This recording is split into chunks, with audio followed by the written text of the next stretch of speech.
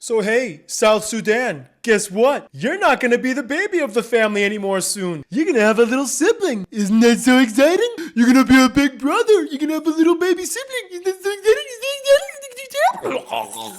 Because soon, and very soon, this little island is going to be the world's newest country.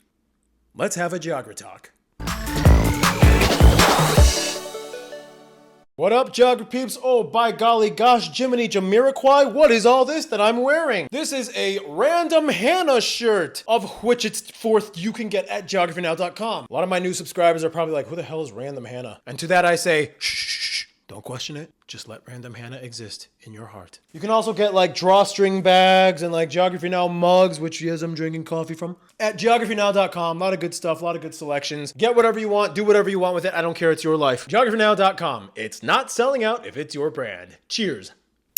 So sometimes it takes just one little thing to make people snap. El Salvador and Honduras literally had a 4-day-long war over a soccer match. Greece and Bulgaria once fought a war over a dog. Italy once had an entire war because some guy stole a bucket. And sometimes, it takes bigger things to make people get angry, such as when Hitler claimed that the city of Gdansk was German and used that to invade Poland. Or when the Japanese staged an explosion and blamed it on the Chinese as a means to invade China. And sometimes the most prosperous copper mine in the world gets taken over and profited by people you never agreed to work with. This is the story of Bougainville Island. So a lot of my newer subscribers are probably asking like, oh, what's Bougainville? I've never heard of that. And that's totally fine. It's not a very well-known place. It's not like in every single news article. It will be soon probably though. First of all, let's find it on the map, okay? Bougainville is this little guy located here in the Pacific region known as Melanesia, part of the Solomon Islands archipelago, which includes them and the Solomon Islands, which is a sovereign nation. It is mostly made up of two main islands, the larger Bougainville Island in the south, which has about 80% of the population, and Buka Island, which has the capital, Buka, which also has the only international airport on the island. Both of these islands only have a few highways, and due to the terrain, most of the entire west coasts of these islands have no major highways, and people must rely mostly on boat or small footpaths to get by. The only main exception are the roads that go around Mount Loloru. Some say it's still an active volcano, but it hasn't erupted in a long time. And the reason is because this is the literal gold mine of the island. If you zoom in and look closer over here, you'll see this guy on the north side, known as the Panguna mine. Sorry. I'm half Korean, for those you don't know, and Pangu in Korean means fart. It's just Panguna mine. Anyway, because that one mine is where this whole story begins. Actually, no, it's not. Sorry. It actually begins with Germany, believe it or not. So, I'm not gonna bore you with 87 trillion hours of history because it's boring. So I'm just gonna give you the very quick summary, okay? So, although Europeans had passed by this island many times, starting with the French, in fact, that's even how they got their name, Bougainville, because it was named after some French guy named Bougainville. Nobody cares about him. It wasn't until the 19th century when the Germans actually became the very first European colonial power to take over and colonize. Now, in the world of European colonialism, usually it's the British, the French, the Spanish, and the Portuguese that get the most attention. But yes, there was a period of time when the Germans tried to take their stab at colonizing things. And it was they were really bad at it. They had Togo, Namibia, and Tanzania, and they weren't even interconnected, and they couldn't afford to manage the colonies, and they were terrible at it. And then World War I just decimated them. And part of the German colonies were these random islands in the middle of the Pacific that were super far away from everything, that would take them forever to reach. The Germans were really bad at colonizing, except if things that were outside of Europe, I mean. Let's not go there. But anyway, Bougainville was part of the German New Guinea colony, and it awkwardly split up the island into 3 British, German, and Dutch powers. Long story short, after World War I, Bougainville fell under Australian control, and then briefly under Japan in World War II. Then it was brought back to Australia, and in 1975, Papua New Guinea gained independence from Australia, and they just assumed sovereignty over Bougainville because technically it was under German New Guinea. So you're hey, well, we have a historical connection, so you're pretty much ours. And when Bougainville heard that, they were like, what the I did not agree to that. And they actually tried to declare their own independence from Papua New Guinea in 1975. They called themselves the Republic of the North Solomons, just like the Solomon Islands right next to them. They're part of the Solomon Island archipelago, so it made sense. To which, when Papua New Guinea heard that, they were like, okay, Okay, calm down, guys, because, you know, we don't want to go to war with you, but you clearly can't be your own country. So they started negotiations with Bougainville, and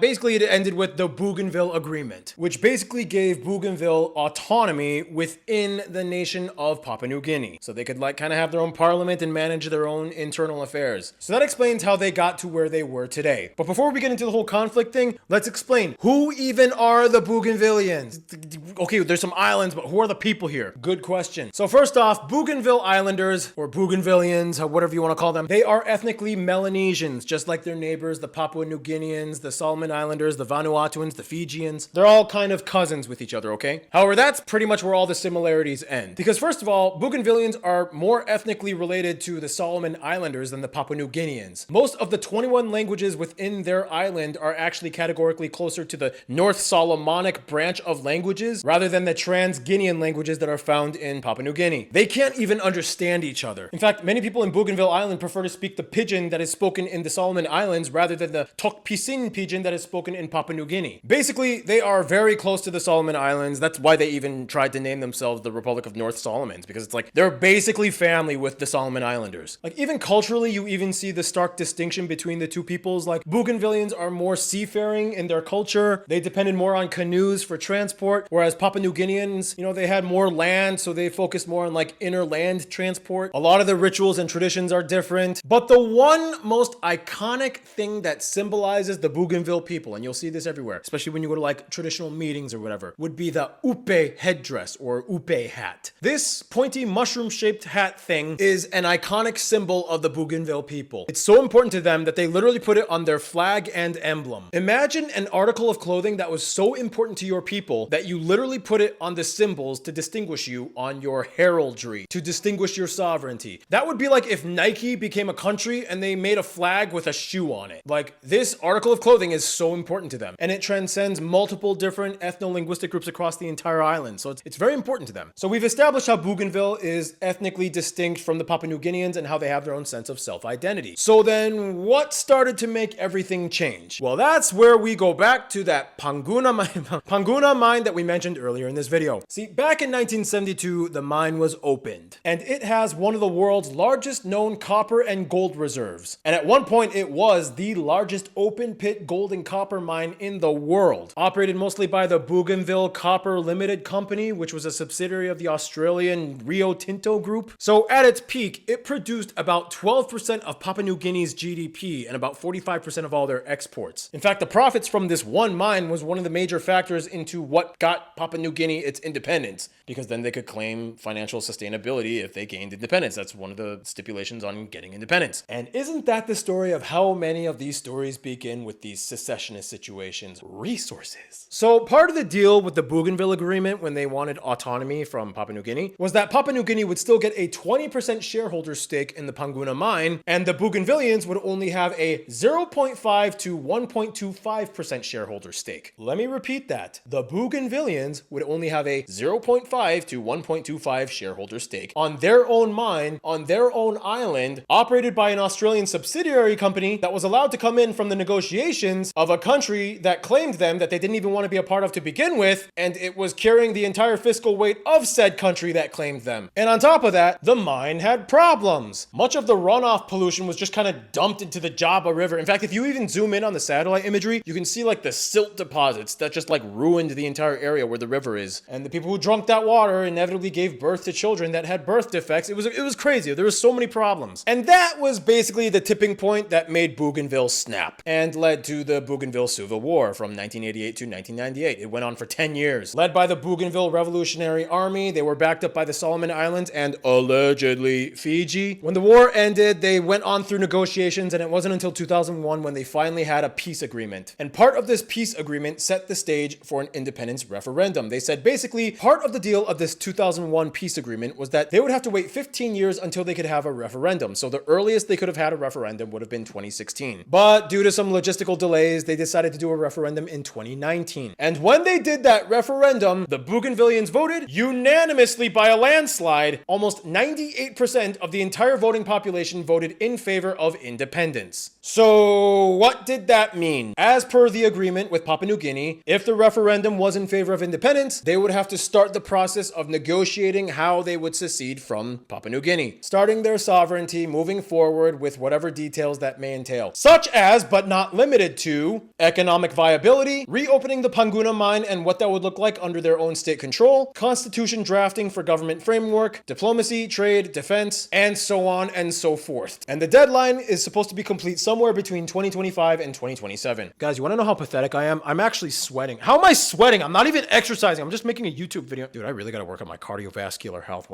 I just sweat a lot. I don't know. I think I got it from my dad. Anyway, so moving forward, what will it look like after Bougainville gains independence? Well, it really depends on what domestic policies they pass, but it is very likely that they will apply to the existing IGOs that they were already a part of when they were part of Papua New Guinea, such as the Melanesian Spearhead Group or the Pacific Islands Forum. I don't know what the stipulations look like if they consider joining the Commonwealth of Nations, because they were under Australian control, but Australia was just a domain under the British Empire, but like that doesn't really count, does it?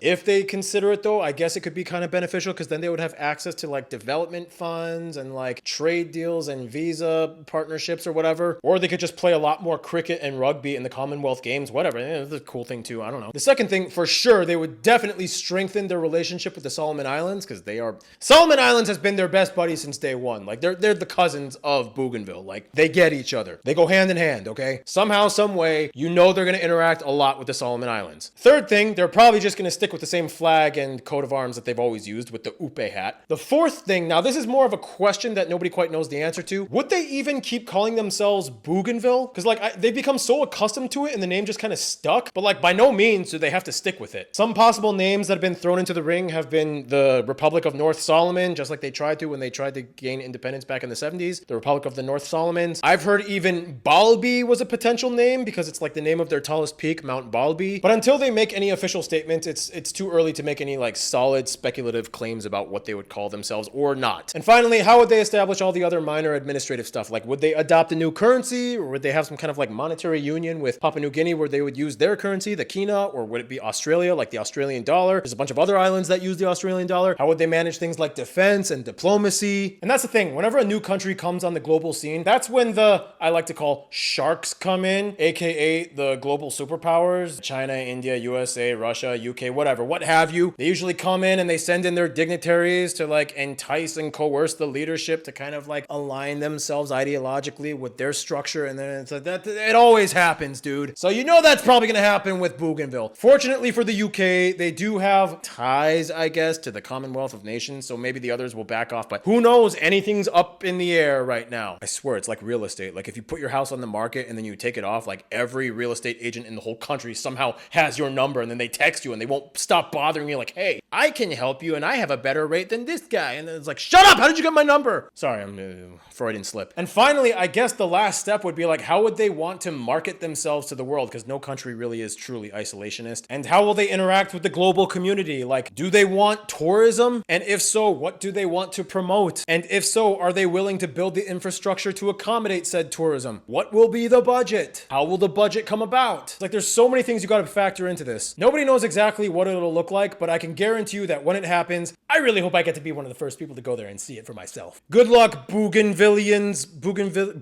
That's the other thing. You got to come up with a way to nickname yourself. Like, what should we nickname you guys? Boogies? No, that sounds like booger. Boo-boos, villains, chillin' villains. I don't know. That's something you guys got to figure out. Whatever the case is, good luck to all you guys. And hopefully I'll see you in maybe 2027 or earlier. Depends on how fast you do the paperwork. Cheers. Stay cool. Stay tuned.